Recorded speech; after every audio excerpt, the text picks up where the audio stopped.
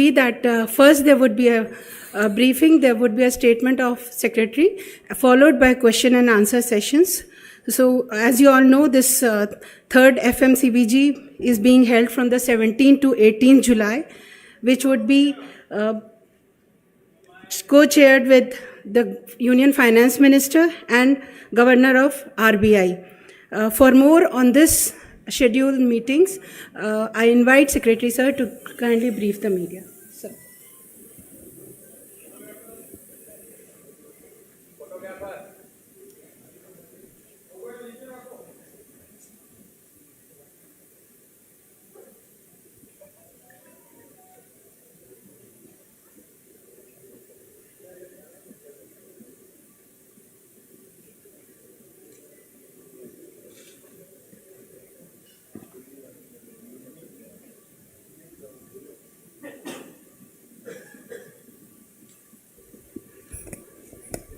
Good evening, friends. And over next 5 days, there will be 2 sets of meetings, and the most important of all among these meetings are the meetings of finance ministers and central bank governors from G20 member countries, invitee countries, as well as from international organizations, heads of the international organizations, on 17th and 18th of July. And those meetings will be held here in Mahatma Gandhi Convention Center.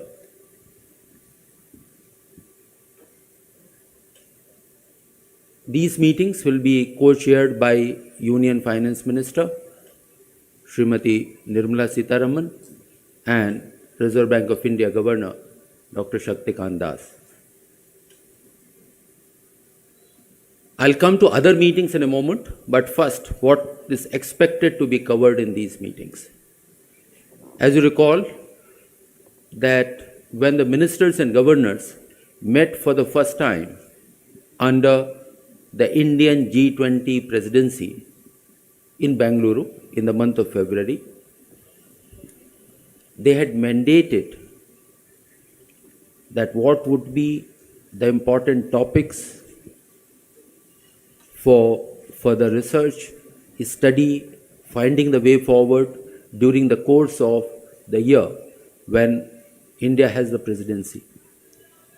Since February, very significant amount of work, a body of work has been done by various working groups. They have completed several of their deliverables. Those have been discussed in those working groups, and those will be presented to the ministers and governors. They will deliberate upon those reports and then take a view as to how to move forward for better global cooperation on the economic issues and core finance issues.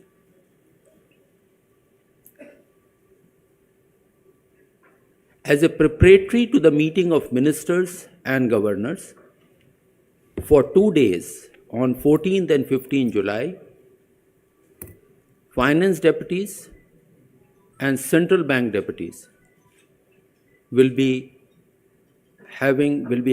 discussing it. While they will discuss some of the reports aspects also, but most of their time is expected to be devoted for finalizing the outcome document.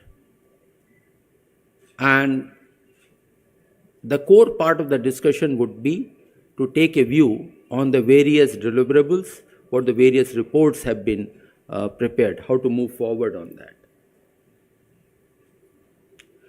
Overall, it is expected, and that is a day of 16th is yet left, and after I do the main part, then I'll come to what will happen on 16th of July. A number of events are there.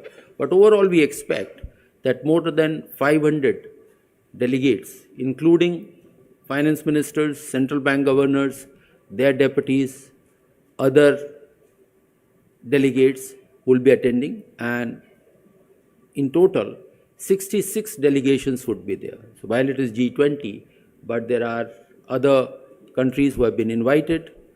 There are permanent invitee countries, there are international organizations all put together 66 delegations and more than 500 delegates. The main meeting on 17th and 18th of July, which is Finance Minister and Central Bank Governors meeting, have 5 thematic sessions. Day 1 will have 2 sessions and day 3 will have 3 sessions.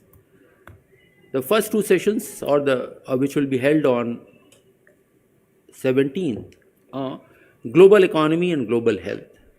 And this is a very critical and important session because, as we are aware, that the present difficult times for the global economy, uncertainties, difficulty in terms of uncertainties require policy coordination among major economies. So there's global economy and of course global health, that though the pandemic is behind us, but in terms how to be better prepared in case there's another pandemic were to come in, the preparedness, that will be the core part of discussion in the first session. Second thematic session, which will happen on 17th afternoon, is on sustainable finance and infrastructure. These are 2 different topics, but will be discussed together. Sustainable finance from the perspective of sustainable development goals as well as from the climate action. And infrastructure, as you are aware, that Indian presidency had proposed, which was very readily agreed by the G20 to give it a theme of financing cities of tomorrow. So on that theme also there will be discussion, which will be on the second session. The next day, the meetings will start with the third session, which will be on the international financial architecture. And that international financial architecture is about multilateral development bank, IMF and other such bodies which have the global mandate. That will also discuss the debt vulnerabilities being faced by several low-income countries and some of the middle-income countries also. How to move forward on providing debt restructuring from My name is Bond, James Bond. Fourth session will be on international taxation. Intense discussions have been happening for the last several years. There is some movement, etc. We'll see that what is the outcome. So that is the fourth session would be there. And the last session in the afternoon is on financial sector issues and financial inclusion. And if you recall that financial inclusion is covered by Global Partnership for Financial Inclusion, GPFI, and there was an agreement reached in the month of April that India would get the chair of GPFI as one of the co-chairs. There are 2 co-chairs for the period of 3 years, 2024 to 2026. And then, of course, the financial sector issues, which also include the digital assets, will also be discussed, plus digital public infrastructure, where India and several other countries have done huge amount of work, plus the fast payment systems, how to interlink them, that will be discussed on the 5th session. So these are the 5 sessions will be what did you give in return? Then there are few key deliverables are there. There are several of them, and then you will get to know on 18th as they are released at the time of the closing press conference or in the middle as we have the discussion. But the most important them would be the volume 1 of the report of the Indian G20 independent expert group on strengthening multilateral development bank. Now, as you recall, that Indian presidency had proposed such group, which was again very readily agreed by the membership, and that independent expert group is co-convened by Mr. N.K. Singh, which all of us are well aware, and Professor Larry Summers from the USA. And there are another 7 eminent members to that group. So that group has submitted this report. It has been circulated to membership. That would be deliberated upon, and we का मूल expect मंत्र है। that report would be in public domain और on ये बड़ी 18th. अपारदर्शी The second key scheme है deliverable electoral bonds is की, अरुण a जेटली debt जी लाए थे treatment for 2017 में countries 7 under the January common को। framework. That will be the second deliverable. वो दिन हमारे लोकतंत्र Third के one इतिहास is में that how to deal बहुत with a गलत दिन guidance था। note उस for दिन से एक developing ऐसी a परंपरा globally coordinated की नींव डली framework for regulation and जिससे supervision electoral of digital funding assets or crypto assets. बिल्कुल गैर पारदर्शी होगी। Fourth one is on a recommendation चुनाव आयोग, on taking forward supreme court, financial inclusion and RBI, productivity gains सबकी कुछ through digital आपत्तियां थी। public infrastructure so that the people at the लेकिन last mile get Arun covered. Jaitley So that will be साहब the fourth अब key हमारे बीच में नहीं deliverable. रहे। And the उस fifth वक्त one, which I alluded in the हमने beginning, विरोध किया is था about the क्योंकि ये principles मनी of बिल की financing तरह cities से of ये tomorrow. And I would like to इसको elaborate, it is not पारित just, करा लिया it is राज्यसभा में not बिना about चर्चा के हो गया, क्योंकि constructing money bill pay new आप cities. कर It is सकते about हो ये। transforming our existing cities. New अनुच्छेद cities may 110 also के get formed, तहत but the focus is on इसे पारित transforming करा our दिया। cities. जब इस Then I'll अनुच्छेद come के तहत to आप मनी बिल के what तहत happens आप on इसको पारित 16, कराते हैं तो and इसमें there are संशोधन number of करने की side शक्ति events.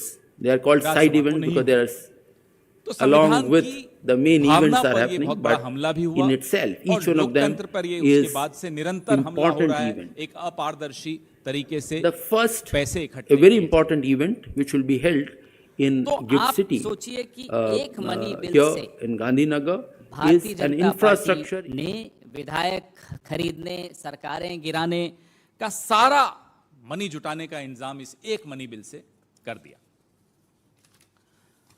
बाकी तमाम पार्टियों को आप जोड़ दीजिए तो भारतीय जनता पार्टी को 3 गुना चंदा इस इलेक्टोरल बॉन्ड से के माध्यम से अधिक मिला है।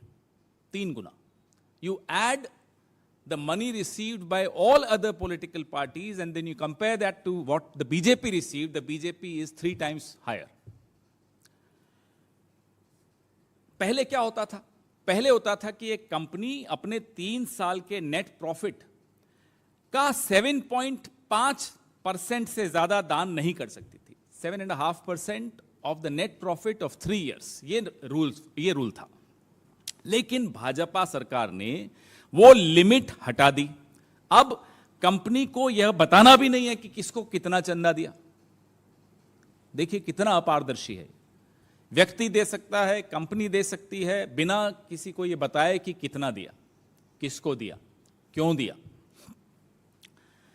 इतना बड़ा बेनामी धन किसी पार्टी के खाते में आ जाए तो हमें अब स्पष्ट तौर पे समझ में आ रहा है कि काला धन कैसे सफेद होता है। जो राहुल जी कहते हैं कि वो फेयर एंड लवली स्कीम है, तो ये फेयर एंड लवली स्कीम का एक ज्वलंत उदाहरण है कि एक पार्टी के खाते में ये सारा पैसा जाता है और सफेद हो जाता है। ईडी, सीबीआई, इनकम टैक्स, न इनके कोई छापे पड़ेंगे, न ये दरवाजे पे दस्तक देंगे इस पार्टी के। हर छोटे बड़े व्यापारी की नाक में दम कर दिया है इन एजेंसीज ने। राजनीतिक प्रतिद्वंदियों के साथ जो दुर्व्यवहार किया जा रहा है इन एजेंसीज के माध्यम से वो आपके सामने है। लेकिन इतना बड़ा पैसा देश से विदेश से अलग अलग तरीके से इलेक्टोरल बॉन्ड्स के जरिए आ रहा है, लेकिन इनका दरवाजा नहीं खटखटाया जा रहा। वो सैया भय कोतवाल, कोई डर ही नहीं है। तो अब सवाल हमें मोदी जी से पूछना है, भारतीय जनता पार्टी, नड्डा जी से हम नहीं पूछते, हमें उनके लिए बुरा भी लगता है, तो उनसे उनके प्रति हमारी पूरी सहानुभूति है, तो उनका नाम लेना अच्छा नहीं लगता मुझे। हमारे कोलीग्स भी कहते हैं कि रहने दो उनको, क्यों परेशान करते हो। पार्टी में भी परेशान है, हम भी परेशान करें, अच्छा नहीं लगता। तो मोदी जी से और अमित शाह जी से ये सवाल पूछ रहे हैं कि इलेक्टोरल बॉन्ड्स योजना के परिणाम स्वरूप जो आपने कॉरपोरेट दान की सीमा समाप्त कर दी और जो आवश्यकता थी कंपनियों के पास कि उन्हें बताना पड़ता था कि इसको कितना दिया, वो भी आपने समाप्त कर दिया। क्या इससे आपने जानबूझकर क्रोनी कैपिटलिज्म को कानूनी जामा नहीं पहनाया? You've legitimized crony capitalism through this electoral bond scheme of yours. You've legitimized rent seeking by the government. State sponsored rent seeking के अलावा ये electoral bond scheme और कुछ नहीं है, सिर्फ यही है।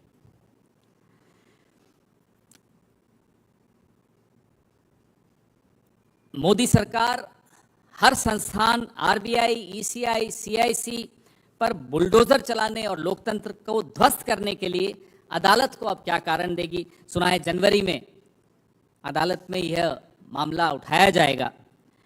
भारतीय राष्ट्रीय कांग्रेस चुनावी फंडिंग की पारदर्शी व्यवस्था चाहती है। हमने अपने पिछले मैनिफेस्टो में बड़े स्पष्ट तौर पे कहा था कि इस अपारदर्शी योजना को हम खत्म कर देंगे। हमने रायपुर के हमारे जो 85वां अधिवेशन था उसमें भी स्पष्ट तौर पे अपनी मंशा जाहिर की है और आज फिर दोहराते हैं। Congress party stands absolutely opposed to this opaque system of electoral funding. We had given some very constructive suggestions, not just in our manifesto of 2019, we also repeated, reiterated and elaborated in our 85th Adhiveshan in Raipur this year. We stand by that and we will expose, whenever we get a chance, we'll expose this crony capitalism of the BJP. Your questions, please.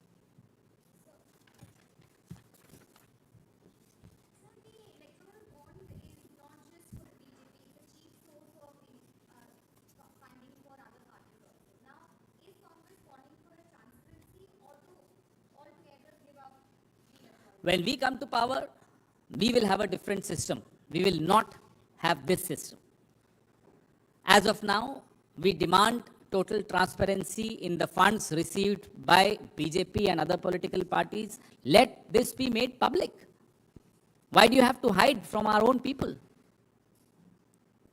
Why should this not be under RTI? Why should not these details not be made public?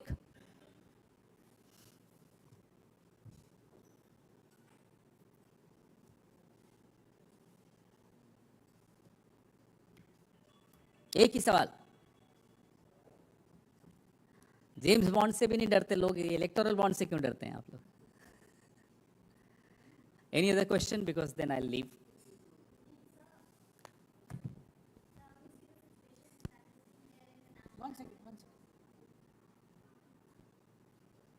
Flood situation is being there in the national capital, and on the other side we are witnessing a blame game because Aam Aadmi Party government is saying that Haryana government is responsible for this, and even they also want centre to intervene into this entire matter. I was very shocked when I saw the letter written by Honorable Chief Minister of Delhi to the Honorable Home Minister asking him not to release water from Haryana.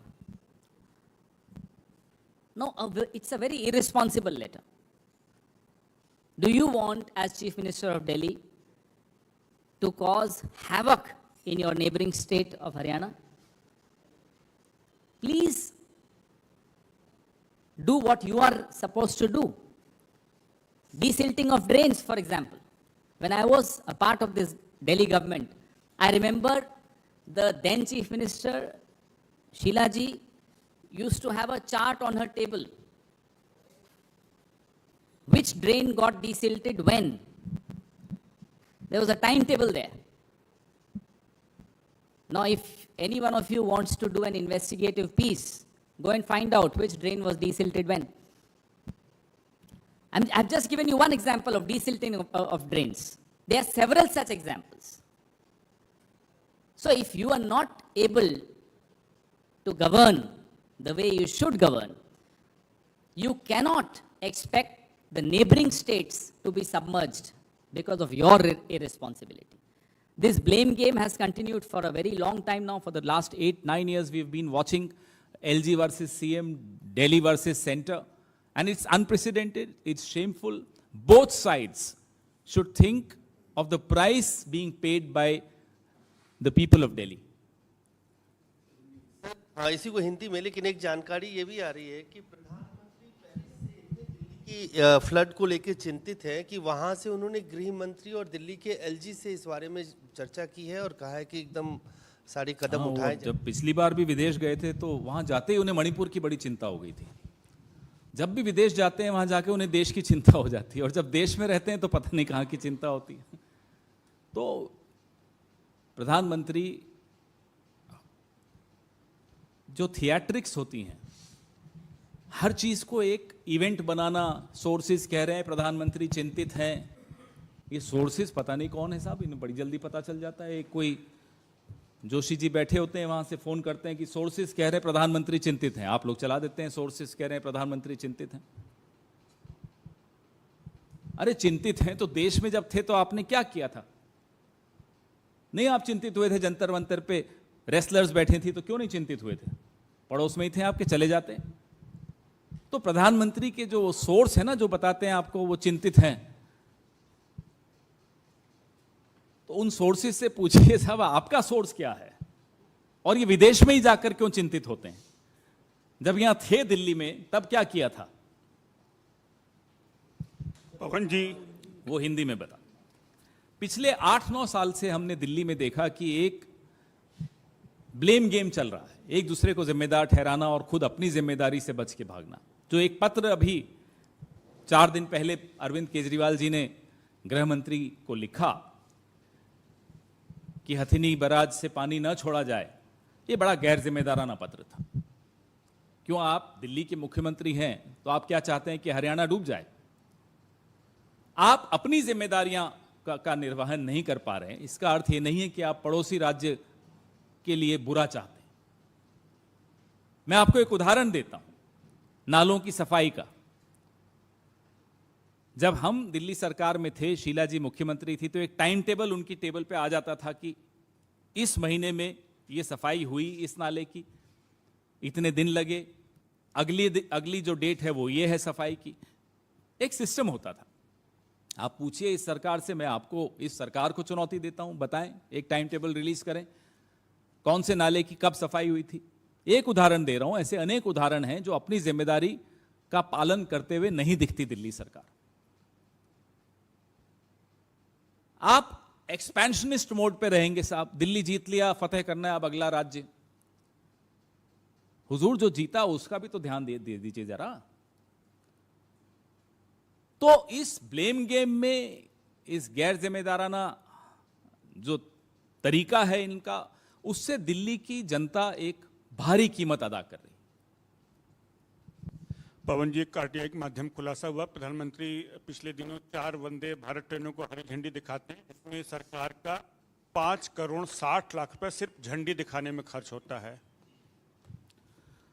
ये जैसा कि मैंने आपको कहा, ये प्रचार की ही सरकार है। आप इनका बजट देखिए।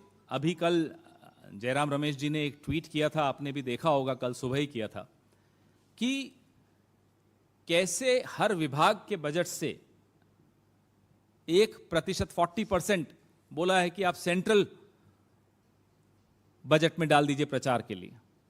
तो प्रचार के आधार पर यह सरकार चलती है। This is a government by publicity, for publicity, of publicity. प्रचार के लिए, प्रचार के द्वारा, प्रचार की सरकार।